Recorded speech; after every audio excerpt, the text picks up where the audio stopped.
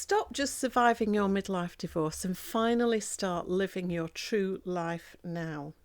Most women may think freedom is just the absence of abuse, but what if I told you that true freedom is actually the presence and expression of your true self? I'm going to show you the 4 essential steps that create one shift that takes you from just getting through the day to actually embodying your true self-power. Hello, I'm Sarah. Welcome to my channel. In our old life, we were most definitely functioning at a subpar level. It reminds me of when my car once went into limp mode, and that's a safety mechanism to stop the car damaging its engine. It happened when one of my fuel injectors developed a fault. Well, our married life was like that, especially if we lived with emotional abuse. Our nervous system put us into our version of limp mode, that is safe mode or survival mode, and we stayed that way for a long, long time. Our little survival self prioritised our safety over everything else. She managed our autonomic nervous system to keep us safe. She limited us, like a car in limp mode, to reduce the threat of danger from our ex. Does this resonate with you? Please know that you're not broken or running on empty. You're certainly not failing. Your system is working how it should. Don't we need the warning lights to let us know something's wrong? And did we override this warning light for so long? We have to find a way of rebooting and retuning, like when I had to take my car to the garage to get it fixed. The problem is, though, that we are stuck in survival mode because it's become a habit. So what do we do about it? So to step 1, we have to train ourselves and our little survival self to think and behave differently to break those habits. You could ask yourself, what does my body feel like? Where do my thoughts often go? What habits do I have that indicate I'm in survival mode? It's like carrying out an audit on ourselves. And these thoughts and behaviours are like warning signals for us. So what are your survival mode symptoms? So they could be brain fog, overthinking, sleep issues, anxiety, unhealthy coping mechanisms, and inflammatory conditions. Becoming aware of these symptoms is crucial for you to help ease yourself into a life of radiance and confidence. Practicing self-care is a lifestyle choice. It's no longer something you can reserve for just your once weekly yoga class, although yoga classes are great. So now we're on to step 2. The most unsettling feeling for many women after divorce is the realisation that they don't know who they really are. After decades of erasure, living with a negative spouse, it can feel like staring into the void. Is that something that resonates with you? It felt like it for me. And it may even feel like you are really stuck, but it's actually an incredible opportunity for you to discover who you really are before survival mode kicked in. Consider that this break is freedom from the noise of a controlling spouse. It is a space where your true self can really be heard. So what do we do with this new space? So let's look at that next action for step 2. So without wondering about other people's needs, you get to think about what you prefer in your life now. You are free to choose. So this is how you do that. A really good way of finding answers to this question is to sit in contemplation of it. Just 5 minutes a day is a really good starting point. Just try it. Pondering the question of what do you really like and what do you really prefer on many, many different topics. And answers will come to you when you quiet your mind. Now moving on to step 3.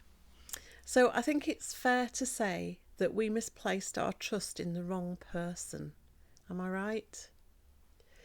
So, who do we get to trust in our new life? I understand from many women that I've helped that this is a big issue, like they have trust issues because of the betrayals that they experienced in marriage. And they feel it will prevent them from having other close relationships. However, they are missing something really important. Who is the most important person we should trust in this world? I'm just going to leave that for you to have a think. Okay, that will be trusting ourselves. So that was big for me. I was riddled with self-doubt and had been for a long time, even before the marriage. So I can blame CPTSD for that. Check out my video on that here. So the truth is, we may or may not be able to trust others after divorce for a while, but we can start growing trust in ourselves. And that's what really counts. So taking action now on step 3, how do we do that exactly? We do that by making and keeping small promises to ourselves. By keeping them manageable and like baby steps, we can easily make them a habit by repetition.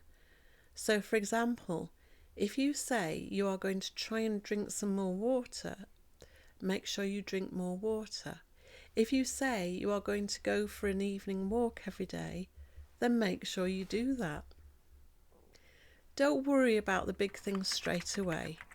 Start small and build your self-trust every day.